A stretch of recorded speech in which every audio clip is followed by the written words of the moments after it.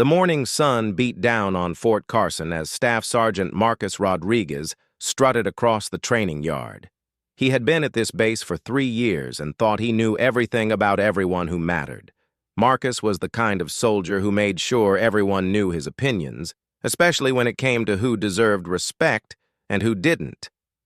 That Tuesday started like any other day until he spotted someone new near the equipment shed. A woman in standard military fatigues was checking over some gear, her back turned to him. She looked young, maybe in her 20s, with her hair pulled back in a regulation bun. Marcus couldn't see any visible rank on her uniform from where he stood. "Great, another newbie," he muttered to his buddy, Corporal Jenkins, who was walking beside him. "Probably some fresh out of basic private who thinks she knows how things work around here." Jenkins just shrugged. He had learned long ago that Marcus liked to run his mouth, especially about new arrivals. It was easier to just let him talk than to argue.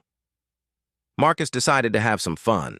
He walked over to where the woman was working, his boots making deliberate noise on the concrete. When she didn't turn around immediately, he cleared his throat loudly. "Hey, you," he called out in his most authoritative voice. "What do you think you're doing with that equipment?"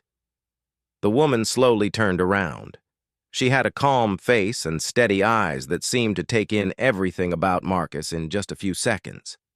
She didn't look nervous or intimidated, which only made Marcus more determined to establish his authority. "I'm checking the inventory, Sergeant," she replied quietly, glancing at his rank insignia. Marcus smiled. She had called him Sergeant, which meant she recognized his authority. This was going to be easier than he thought. Well, he said, crossing his arms. "And who gave you permission to touch our equipment? Do you even know what half this stuff is for?" Several other soldiers had started to gather around, drawn by Marcus's loud voice and the promise of entertainment. Marcus loved having an audience, and he could feel their attention feeding his ego. The woman remained calm. "I have the proper authorization, Sergeant. I was asked to conduct this inventory by my commanding officer." "Your commanding officer?" Marcus laughed, and a few of the watching soldiers chuckled along with him. "Listen here, recruit. I don't know what kind of training you got wherever you came from, but here we do things by the book. You don't touch equipment without clearing it through the proper channels." "I understand the protocol, Sergeant," the woman said. Her voice remained steady, but Marcus thought he detected a slight edge to it. This only encouraged him more. "Oh, you understand, do you? Tell me, what's your rank, soldier? Because from where I'm standing, you look like someone who just finished basic training and thinks she can waltz in here and start giving orders." The woman paused for a moment, seeming to consider her words carefully. "My rank isn't important right now, Sergeant. What's important is that I complete this inventory as ordered." Marcus's grin widened. "Not important? Your rank is always important in the military. That's the first thing you should have learned. Since you seem confused about how things work, let me make it simple for you. I'm a staff sergeant with 3 years at this base. I know every officer worth knowing, and I can guarantee that nobody told some no-name private to mess with our equipment." The watching soldiers were now openly laughing and making comments. Marcus was in his element, showing off his authority and putting this newcomer in her place. He had done this before with other new arrivals, and it always worked the same way. They would get flustered, apologize, and learn to respect the established hierarchy. But this woman wasn't getting flustered. If anything, she seemed to be growing more composed, which frustrated Marcus. "You know what?" Marcus said, his voice getting louder. "I think you're lying about having authorization. I think you're just some wannabe who thought she could pretend to be important. Why don't you tell us all what your real rank is? Come on, don't be shy." The woman looked at him for a long moment, then glanced around at all the faces watching her. When she spoke, her voice was quiet, but clear enough for everyone to hear. "Sergeant, I suggest you reconsider your approach." This made Marcus laugh even harder. "Reconsider? Are you threatening me now? That's rich. A private threatening a staff sergeant. Wait until the captain hears about this." As if summoned by his words, a voice cut through the laughter like a knife. "What exactly will the captain hear about, Rodriguez?" Everyone turned to see Captain Williams approaching the group. He was a tall, imposing man with 20 years of military experience written in every line of his face. The laughter died instantly as the soldiers snapped to attention. Marcus, however, was still confident. Captain Williams had always supported his leadership style, and Marcus was sure he would back him up now. "Sir," Marcus said with a smug smile, "I caught this private messing with our equipment without authorization. When I questioned her about it, she became disrespectful and even threatened me. I was just about to escort her to your office to file a formal complaint." Captain Williams looked from Marcus to the woman, his expression unreadable. The silence stretched out for what felt like hours, but was probably only seconds. "Is that so?" the captain said finally. Marcus nodded enthusiastically. "Yes, sir. She even refused to tell me her rank when I asked. Claimed it wasn't important. Can you believe that?" The woman hadn't moved or spoken since the captain arrived. She stood at attention, waiting. Captain Williams walked slowly around the group, his eyes taking in every face. When he spoke again, his voice was deadly quiet. "Rodriguez, do you remember what I told you about assumptions?" Marcus shifted uncomfortably, but maintained his confident posture. He did remember Captain Williams talking about assumptions, but this seemed like a straightforward situation. A private was out of line, and he had handled it appropriately. "Sir, with respect, this isn't about assumptions," Marcus replied. "This is about maintaining discipline and proper protocol. This soldier clearly doesn't understand the chain of command." Captain Williams nodded slowly, his face still unreadable. "I see. And you determined she was a private how, exactly?" Marcus felt a flicker of uncertainty, but pushed it aside. "Well, sir, she's obviously new here, and she refused to state her rank when asked. Plus, she was touching equipment without proper authorization." "Without proper authorization," Captain Williams repeated. "That's a serious accusation, Rodriguez. Are you absolutely certain about that?" "Yes, sir," Marcus said, though his voice had lost some of its earlier confidence. Something about the captain's tone was making him nervous, but he couldn't put his finger on what. The woman remained silent, still standing at attention. Her calm demeanor was starting to unnerve Marcus, but he pressed on. "Sir, I've been at this base for 3 years. I know every officer and NCO here. I've never seen her before, which means she's either a new private or she doesn't belong here at all." Captain Williams turned to look directly at the woman. "And you, soldier, do you have anything to say about these accusations?" For the first time since the captain arrived, the woman spoke. "Sir, I was conducting the inventory as ordered by Colonel Martinez. I have the written authorization in my pocket if you need to see it." Marcus felt like he had been punched in the stomach. Colonel Martinez was the base commander. Nobody got direct orders from the colonel unless they were very important or very much in trouble. "Colonel Martinez?" Captain Williams asked, raising an eyebrow. "That's interesting. Rodriguez, did you bother to ask to see this authorization before you decided she was lying?" Marcus's mouth went dry. "Sir, she didn't offer to show it, and I thought—" "You thought?" Captain Williams cut him off. "That's the problem, Rodriguez. You didn't think. You assumed." The gathered soldiers were beginning to sense that something was very wrong. The confident atmosphere that had surrounded Marcus just minutes earlier was evaporating like morning mist. Captain Williams continued, his voice growing colder.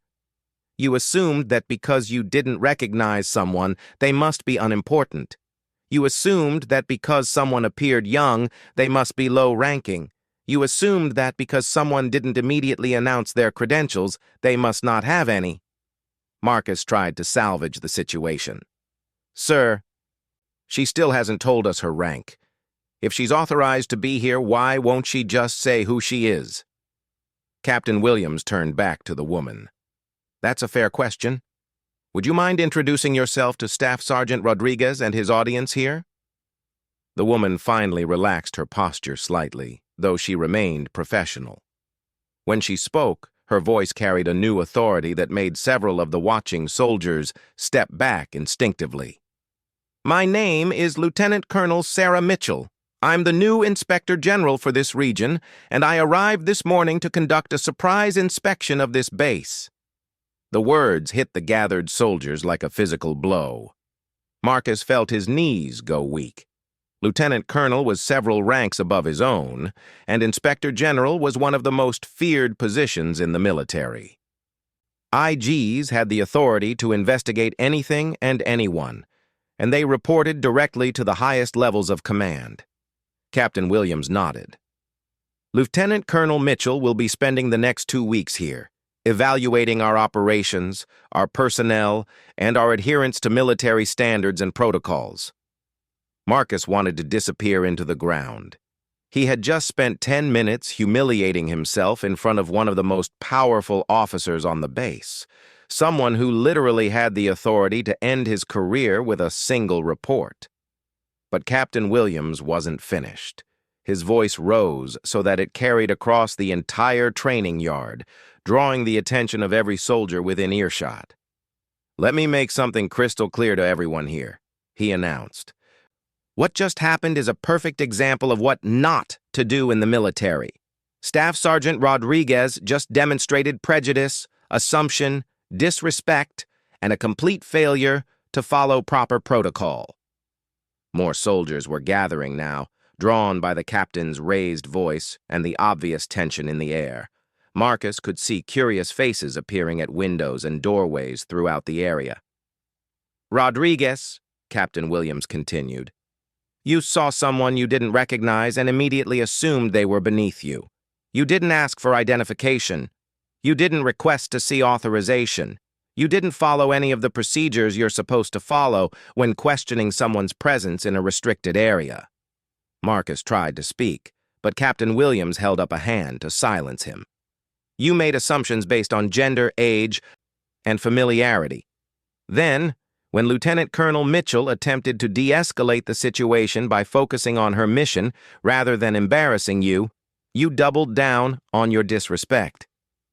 The captain turned to address the growing crowd of onlookers. This is what happens when we let ego override training. This is what happens when we assume rank gives us the right to disrespect others.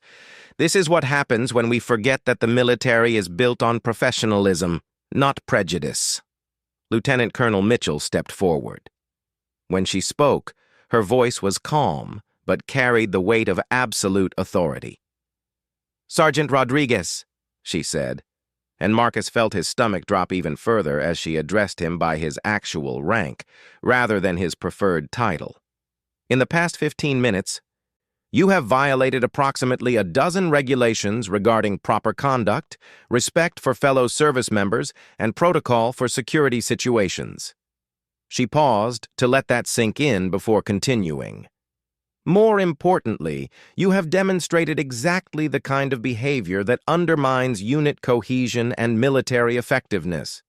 Your assumptions about my identity could have had serious consequences if I had actually been an unauthorized person in a restricted area. The crowd of watching soldiers had swollen to include almost everyone on the base who wasn't actively on duty. Word was spreading quickly that something major was happening at the equipment shed. Captain Williams looked around at all the faces watching them. I want everyone here to remember this moment, he said. Remember what happens when we let prejudice guide our actions. Remember what happens when we assume rather than verify. Remember that respect in the military is earned through professionalism, not demanded through intimidation. Marcus stood frozen, knowing that his career was essentially over. He had humiliated himself in front of half the base, disrespected a senior officer, and violated numerous regulations in the process. Worse, he had done it all while trying to show off to his peers. Lieutenant Colonel Mitchell looked at him for a long moment, then spoke words that would be remembered on that base for years to come. Sergeant Rodriguez, you laughed at my rank because you couldn't see it. But rank isn't something you wear on your uniform. It's something you earn through your actions, your character, and your respect for others. Today, you've shown that you understand none of those things. The silence that followed Lieutenant Colonel Mitchell's words was deafening. Nearly 100 soldiers stood frozen, watching as one of their own faced the consequences of his arrogance. Marcus Rodriguez, who had started the morning feeling confident and in control, now stood before a crowd that would remember this moment for the rest of their military careers.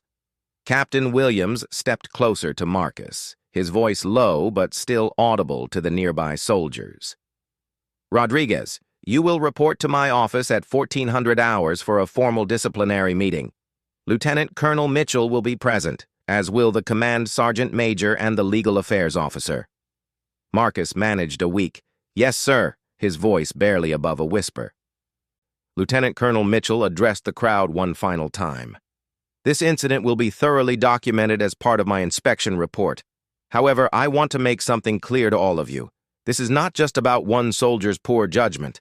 This is about the culture that allowed this behavior to develop and continue. She looked around at the faces in the crowd, making eye contact with as many soldiers as possible. How many of you have witnessed similar incidents but said nothing? How many of you have made assumptions about fellow service members based on their appearance, gender, or age?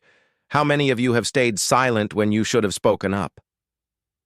The uncomfortable shifting among the soldiers told her everything she needed to know. Captain Williams dismissed the crowd.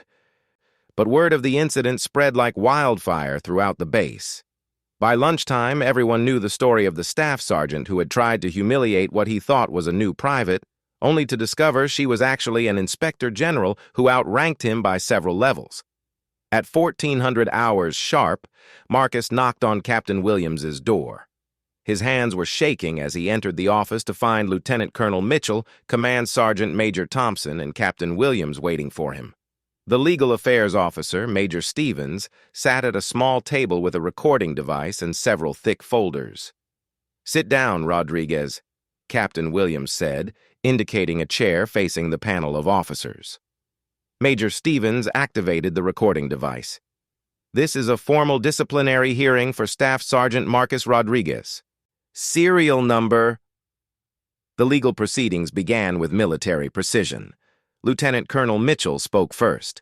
"Sergeant Rodriguez, in my 15 years as an Inspector General, I've seen many examples of inappropriate conduct.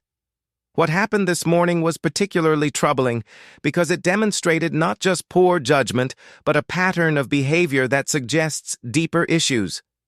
She opened a folder in front of her. "During my brief time on this base, I've already interviewed 12 soldiers who have witnessed similar incidents involving you. 3 female soldiers reported that you've made inappropriate comments about their qualifications based on their gender. 2 minority soldiers described incidents where you questioned their authority or competence." Marcus felt his world collapsing around him. He had thought his behavior was just normal military leadership, but hearing it described this way made him realize how wrong he had been. Command Sergeant Major Thompson, a grizzled veteran with nearly 30 years of service, leaned forward. "Rodriguez, what you did this morning wasn't leadership. It was bullying. Real leaders build people up, they don't tear them down. Real leaders verify facts before making accusations. Real leaders show respect for all service members regardless of their rank or background."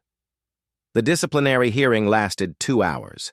Marcus was formally reprimanded, reduced in rank to sergeant, and assigned to mandatory leadership counseling and sensitivity training.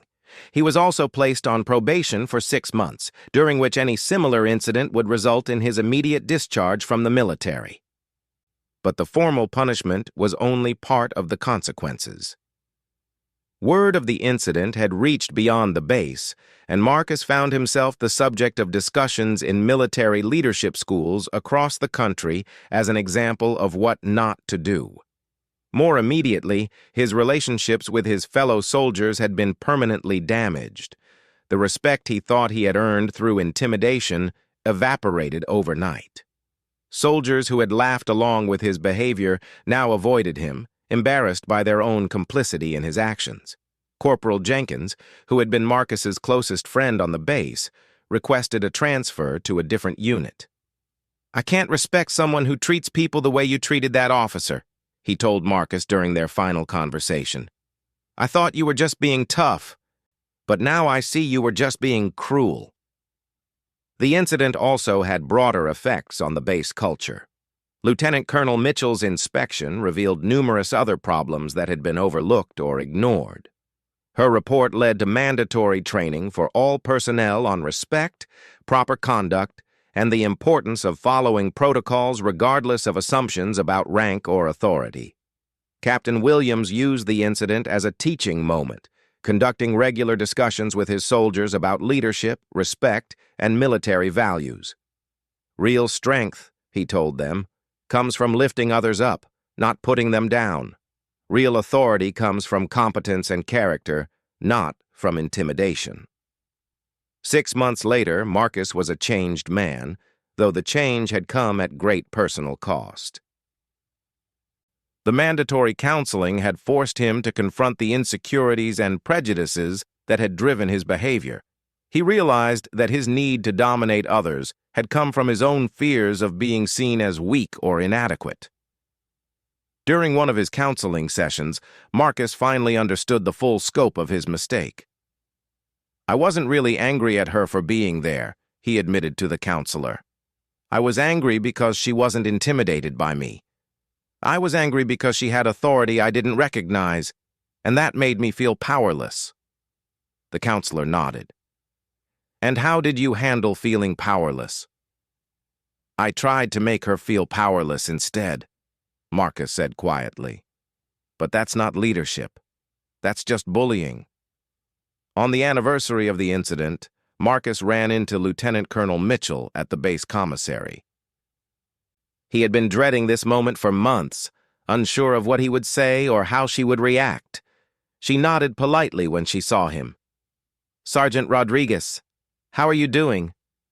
Marcus straightened up, not out of fear this time, but out of genuine respect. "I'm doing better, ma'am.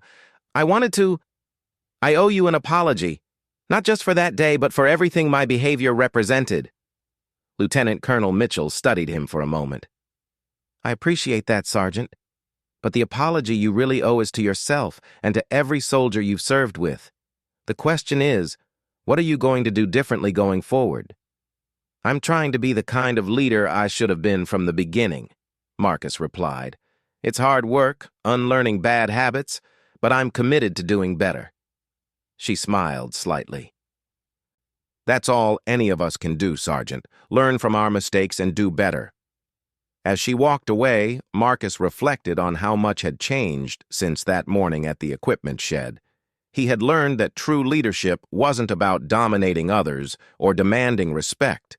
It was about earning respect through competence, character, and genuine concern for fellow service members.